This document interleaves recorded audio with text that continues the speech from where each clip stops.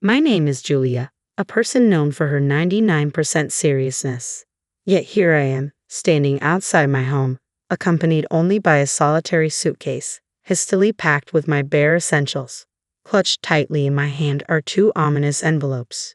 It was on the cusp of early summer, the most enchanting season of the year, when I found myself abruptly ousted from my in-laws' residence. There was no forewarning, no hint of the impending storm. Enticed by the delightful aroma drifting from the kitchen, I completed my usual morning routine and descended the stairs, eager for breakfast. The tantalizing scent promised a feast, typical of my housemate's culinary prowess. Today, it seemed, breakfast was served American style. Brimming with anticipation, I pushed open the living room door, only to be greeted not by a sumptuous meal, but by an unexpected confrontation. "Julia, you deceived us," my mother-in-law's accusing voice pierced the air as tears welled in her eyes. Her words, laden with betrayal, echoed incoherently, accusing me of treachery and shattered trust. After delivering her accusations, my mother-in-law departed, leaving behind a lingering glare heavy with resentment. Meanwhile, my father-in-law remained, his gaze burning with simmering fury. "What's going on?" It was all I could muster, my confusion mounting. I couldn't fathom why my in-laws were suddenly treating me with such hostility. Just yesterday, we were on amicable terms, much like with my own parents. As I grappled with their inexplicable behavior, my husband Ryan, who had been silently consuming his breakfast, caught my eye.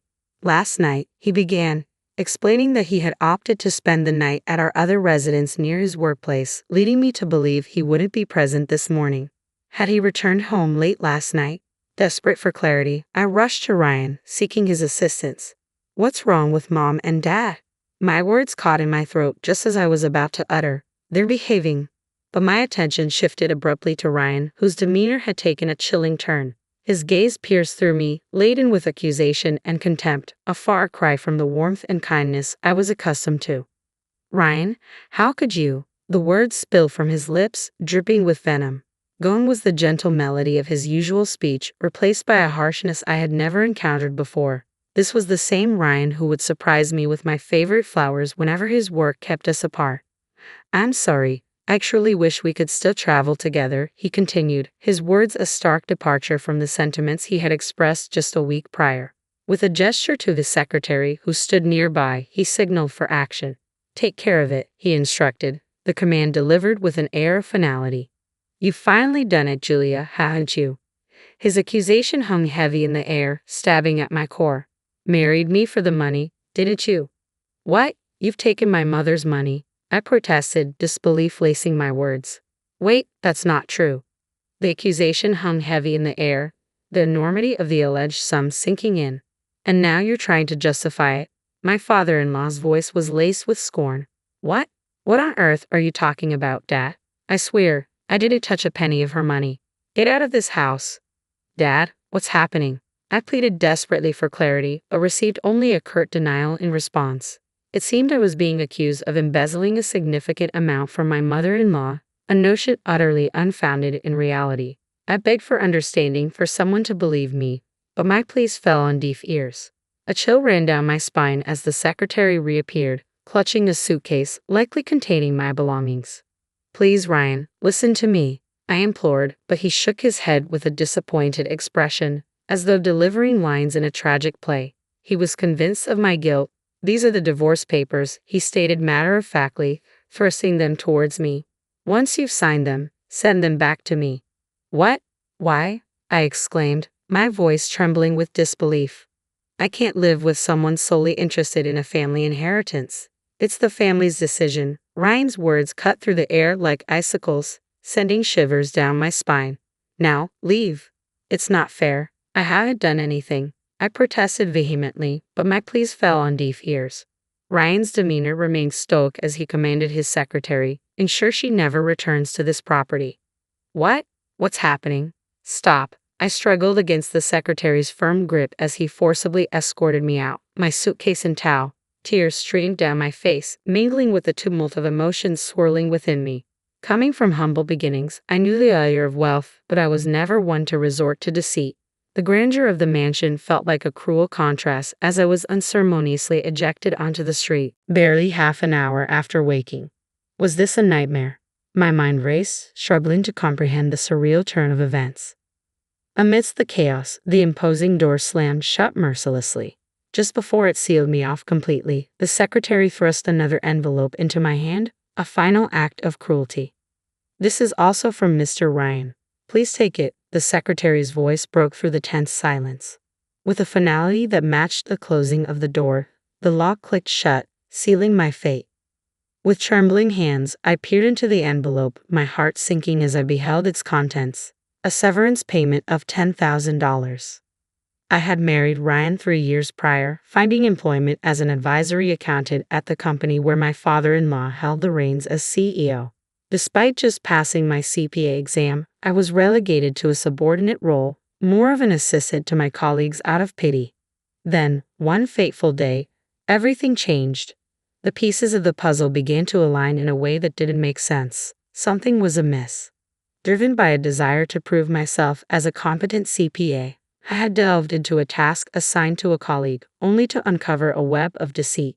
My colleague had been manipulating the books, siphoning off hundreds of thousands of dollars. In that moment, a mixture of exhilaration and dread coursed through me.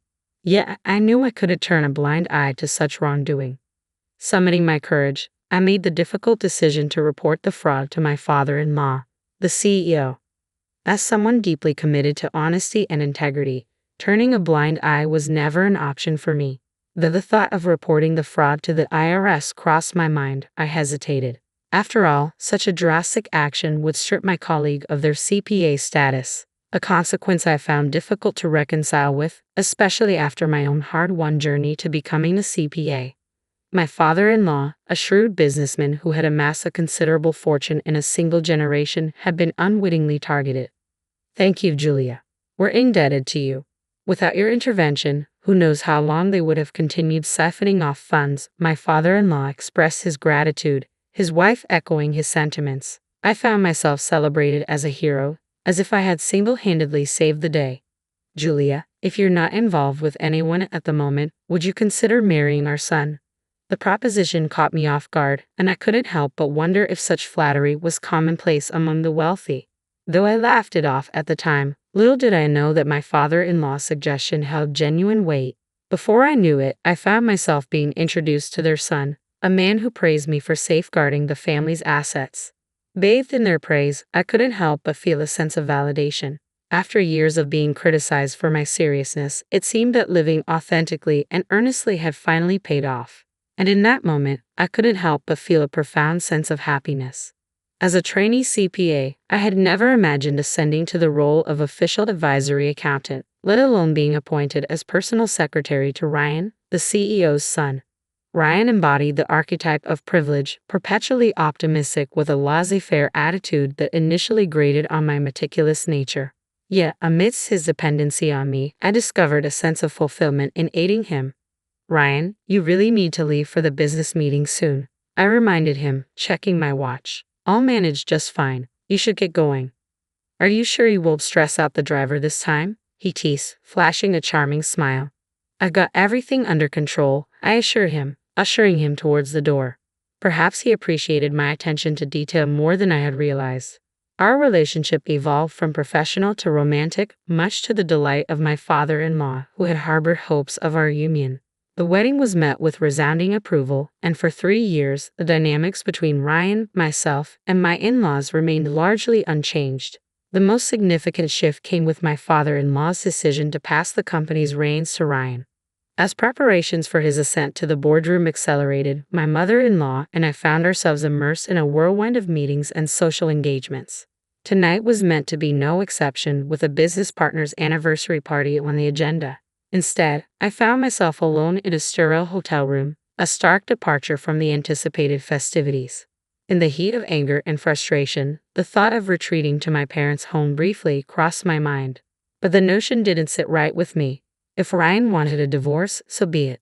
But as someone who prides herself on honesty and sincerity, leaving under a cloud of suspicion was unthinkable. Seated on the bed, I revisited the contents of the envelope, divorce papers, and a severance payment. Despite the wave of emotions threatening to overwhelm me, I fought to maintain composure. I needed clarity. With a steadying breath, I closed my eyes and reaffirmed to myself, I haven't taken a penny of my mother-in-law's money. That's a fact. If not me, then who? The rush of excitement and fear surged once more. Gathering the bundle of $10,000, I resolved to make good use of it. After a quick touch-up of my makeup, I made my way to the private detective's office. A week later, my phone rang. We have the results of the investigation. I arrived at the office greeted by a stack of papers on the reception table. The report, thicker than anticipated, sent a shiver down my spine as I flipped through its contents, my hands trembling with anticipation. What? Ha! Each revelation in the report left me reeling, my head spinning as I absorbed the shocking truth. Exiting the building, I was greeted by an unpleasantly brisk breeze, a stark contrast to the turmoil swirling within me. Collapsing beneath the shade of a nearby street tree, I grappled with the weight of the newfound knowledge. Passers-by cast curious glances my way, oblivious to the internal battle raging within me. With resolve coursing through my veins, I made my way to my in-laws' home, determined to confront them. Why was she allowed inside? My father-in-law demanded, his voice laced with disdain as he berated the maid. Taking a deep breath, I stepped forward, presenting the signed divorce papers. I've brought these, I stated firmly. You instructed me to mail them. If you seek a divorce, I won't stand in your way. But I refuse to be labeled a thief, I continued, my voice unwavering. Snatching the papers from my grasp, my father-in-law turned to leave. But I refused to let him go without a final declaration. I demand an apology from all of you, I asserted, my words echoing through the room. If you're unwilling to acknowledge your wrongdoing, I'm prepared to pursue this matter in court. As the prospect of legal action loomed, my father-in-law halted in his tracks. I was pleased when you accepted me, despite my humble background. I held genuine affection for you and your mother-in-law, he confessed, his voice tinged with remorse. Summoning my courage, I drew in a deep breath, my fists clenched at my sides. Then, with a measured exhale, I spoke. I'm telling you, I'm innocent. Do you understand? Let me be clear. I didn't do anything, I reiterated, striving to maintain composure. What? What do you mean? I didn't. My mother-in-law's voice, seemingly emerging from the shadows, pierced the tense atmosphere with confusion etched across her features. I mean exactly what I said, I affirmed, extracting the investigation report from my bag and passing it to her. Please take a look. What? What's this? What's going on? Their eyes widened as they devoured the contents of the report, their expressions teetering on the brink of disbelief. The person responsible for stealing my mother-in-law's money, it was Ryan, I revealed, the weight of the truth heavy in my words. Before our marriage, Ryan had developed a reckless habit of overspending. He used to justify it by saying, "We have enough family wealth to live extravagantly for a lifetime." He indulged in frequent trips abroad, particularly enjoying gambling, often wagering hundreds of thousands of dollars at a time. Even his own parents had grown increasingly concerned, implementing measures to curb his access to their funds. They admonished Ryan, urging him to earn his own income. However, old habits die hard, and Ryan, consumed by his penchant for extravagance, sought out alternative means to sustain his lifestyle. That's when he concocted the embezzlement scheme that I ultimately uncovered. Ryan had manipulated my former colleague, who served as my father-in-law's accounting consultant, into falsifying the books. Mistakenly attributing the embezzlement solely to my former colleague, I reported it to my father-in-law without probing deeper, never uncovering the true mastermind. In reality, all the embezzled funds were lining Ryan's pockets. When the truth about my former colleague's embezzlement came to light, Ryan and his parents expressed gratitude towards me, but beneath their facade of appreciation, I sensed a simmering resentment. Was there a romantic involvement between the accountant and Ryan? It seems more like an affair, doesn't it? After all, she was married at the time, someone speculated. Nevertheless, Ryan professed his love for her, convincing her to embezzle funds for their future together. Another voice chimed in. As a consequence of her actions, my former colleague was terminated from her position and faced divorce from her husband, who had reached his breaking point. Despite obediently complying with Ryan's selfish request to keep his involvement under wraps, he ultimately wedded me. His persuasion tactic was clear: distract his parents by marrying a financially prudent partner like myself, thereby easing their suspicions and enabling him to continue his scheming. And indeed, his plan unfolded seamlessly. With my reputation for uncovering discrepancies, my in-laws relaxed their vigilance regarding Ryan's extravagant spending, simply because I was his wife. "Mother-in-law, why did you believe I stole your money?" I questioned, my voice tinged with disbelief. "Ryan told me he entrusted you with my card, Julia," she confessed, avoiding my gaze. I felt a pang of betrayal as her words sank in. "Ryan, he's been taking his responsibilities seriously lately, and I thought there might be occasions where it wouldn't be convenient to pay in cash, so I allowed him to carry my credit card. But then he said, I mustn't use it recklessly, so we'll have Julia manage it. And so, her voice trailed off, her expression clouded with regret. So, because of that, I was accused of theft. I interjected bitterly. Just to clarify, Ryan never mentioned any of this to me. Caught off guard by the realization of her son's deception, my mother-in-law's features fell slack with disbelief. "By the way, mother-in-law, have you read about what your stolen money was used for?" I pressed, seeking to redirect the conversation. I don't understand anything anymore," she admitted, her voice laden with confusion and distress. My mother-in-law's voice trembled, barely audible over the weight of her emotions as tears welled up in her eyes. I returned the report to them, bracing myself for their reaction. "The purchase of a condominium," my mother-in-law murmured, her voice laden with disbelief. "Let me see that," my father-in-law interjected, his brows furrowed in confusion. "But Ryan already has another house near his office. Why would he buy a condo for the senior accountant?" It's becoming clear now. Ryan has been entangled with her all along. Lately, he's been spending an unusual amount of time at the other house, likely staying with her. Ryan has always been with that woman. He loved her more than he ever loved me, Julia, my mother-in-law confessed, her words heavy with heartbreak.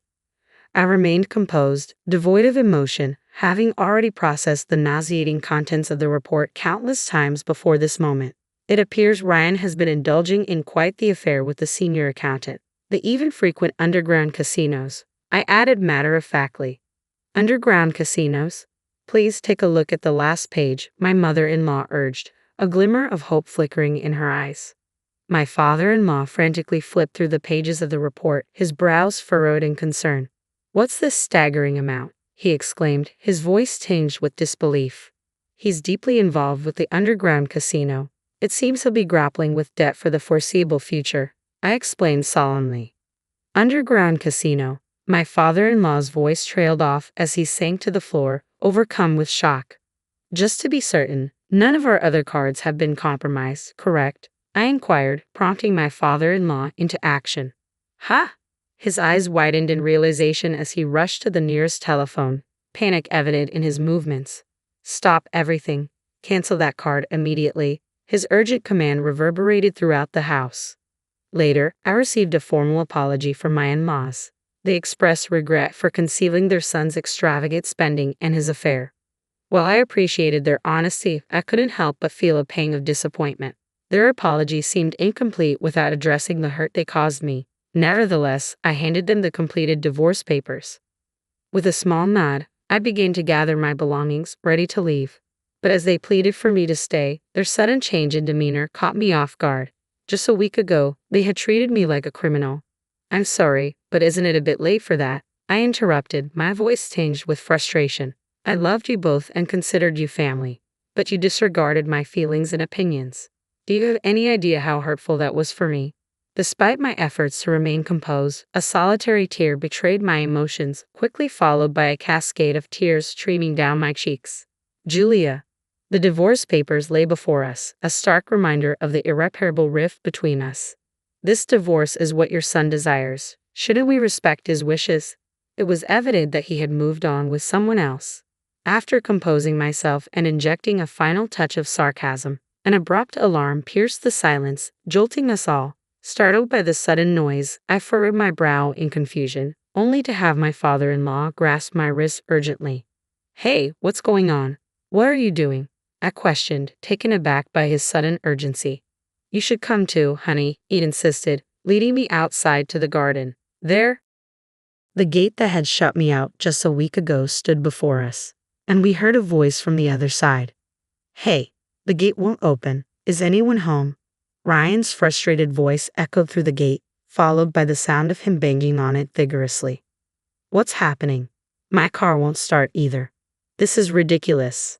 Ryan's frustration was palpable as the annoying alarm persisted, refusing to cease its blaring. Listen closely, Ryan, my father-in-law began, his tone firm and unwavering. Huh? Dad, can you hear me? My key isn't working. Can you unlock it from your side? Ryan's voice crackled through the intercom, tinged with confusion. I told you to listen, Ryan, my father-in-law's voice boomed over the intercom. What? What's going on? Ryan's tone faltered, sensing the shift in his father's demeanor. You have no right to open this gate, my father-in-law declared firmly. What? Why would you say that? Ryan's voice rose in disbelief. Isn't it obvious? I didn't think you could be so oblivious. We're aware of everything. All of it, my father-in-law continued, his voice unwavering. Is Mom there too? Ryan's voice trembled with uncertainty. Ryan, Julia meant the world to us, but you're a different story. We want nothing to do with you ever again, my father-in-law declared resolutely. What? What's happening? Mom, are you there? Please say something, Ryan pleaded desperately. We know that you framed Julia. We know about the embezzlement. We know about your affair and your debts. We know everything, my father-in-law stated, his voice filled with conviction. Wait a minute, where did you get such absurd ideas? Stop spreading lies. Ryan's voice cracked with indignation. Ryan's frantic protests continued, but to no avail. Anxiety gnawed at me as I wondered if his parents would be swayed by his words and doubt me once again. However, my fears were unfounded. I trust Julia. So do I, Dad, his mother interjected firmly. Mom, Ryan's voice wavered, betraying his disbelief. We sincerely apologize. Julia, would you please consider taking my position? His father implored. What? Hey, is Julia there too? Ryan's voice erupted in anger, reverberating through the air. He seemed to be causing quite a commotion. However, his resistance was short-lived as security personnel arrived to calm him down. In the end, I agreed to my father-in-law's proposal, but with one condition: I will always be honest. Can you trust me unconditionally? They both nodded solemnly. A year later. Do you really think I'm cut out for this executive role? I hesitated, lingering in front of the executive office door. My father-in-law gave me a reassuring pat on the shoulder. Despite my divorce from Ryan, I still addressed the CEO as Dad, as we had mutually agreed upon. Julia, what our company truly needs is someone with your integrity and sincerity. It's a perfect fit for you, don't you think? He offered, his smile warm and encouraging. However, I couldn't resist a slightly mischievous question. Do you ever regret letting Ryan go?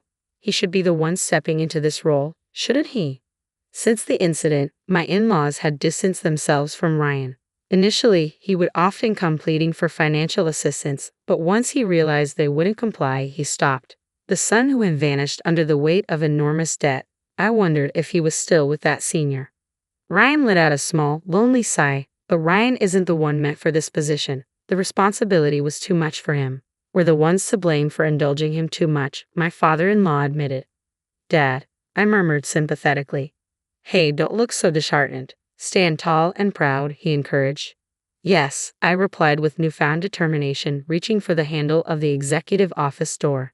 As it swung open effortlessly, I stepped inside, ready to embrace my new role.